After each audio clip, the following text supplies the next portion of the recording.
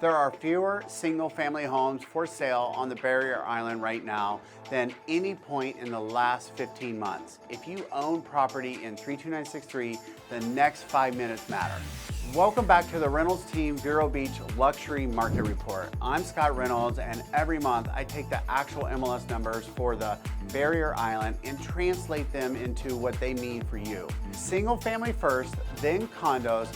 Every comparison you hear in this July against last July, so nothing gets distorted by seasonality. Buyer demand is where the real signal is. 40 single family homes went under contract in July, 16 last July, a 150% increase.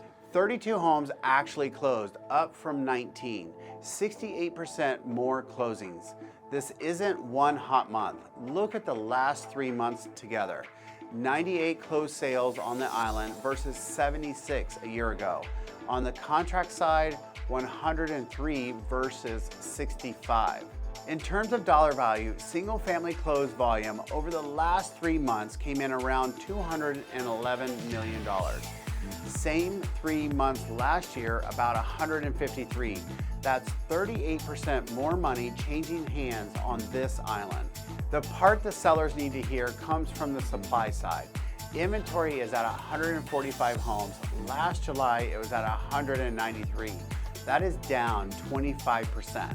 Months of supply is how long it takes to sell every listed home at the current pace. Last July on the island, it was 12.1 months. Today, it's only 3.6. Under 3 months is a seller's market, and 3 to 6 months is a neutral market. By that standard, we spent most of last year deep in a buyer's market territory. We are now sitting at the front door of a seller's market for single family homes. Only 22 new listings came on in July, down from 36 a year ago. Sellers are not replacing what is selling. That's why supply keeps compressing.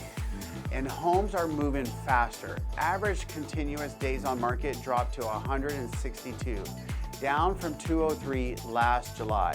Sellers are also holding their pricing better, closing at 90% of the original list price versus 87% a year ago. The monthly median on the island bounces around because it depends on which homes happen to close in a given month. A few big oceanfront sales swing it by millions, so I don't chase 1 month's median. Over the last 3 months, the median single family sale on the island was at 1.5 million compared to 1.375 million for the same stretch last year. Pricing is firm, demand is what's accelerating. If you're a seller, this is the strongest position island sellers have been in since I started doing these reports. Fewer competitors, more buyers, faster contracts, better price retention. That does not mean you can list high and wait. Look at the 90% number again. 10% of the original asking price still comes off on average before these homes close. The sellers getting the top numbers are the ones who priced it right on day one and had the real marketing behind the listing. Overpricing in a market like this doesn't get you more money. It gets you a price reduction and helps sell somebody else's home. Condos on the island are running the same direction, just a few steps behind. 18 condos went under contract in July, double the 9 from last July. 15 closed, up from 11. Over the last 3 months, 63 condo closings versus 53. Inventory is at 135 units, down from 171. That's a 21% drop, and it's the lowest condo inventory in the last 12 months.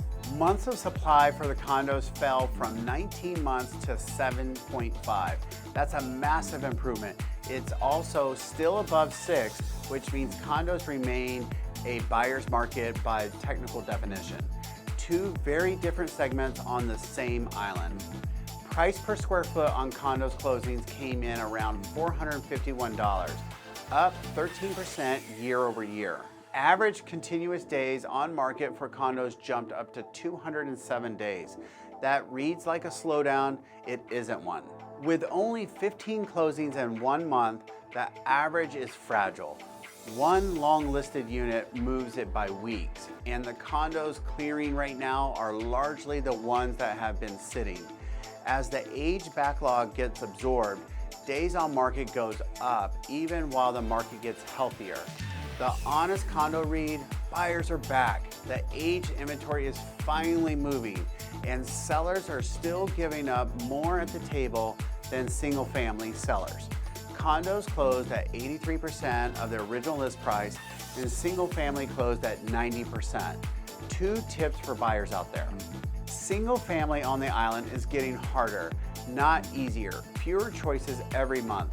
If a home is checking all of your boxes, decide on it because it's checking other buyers' boxes too. Condos is where your leverage still is. 7.5 months supply gives you room to negotiate, and the 83% figure tells you sellers are still making room. That window is closing though.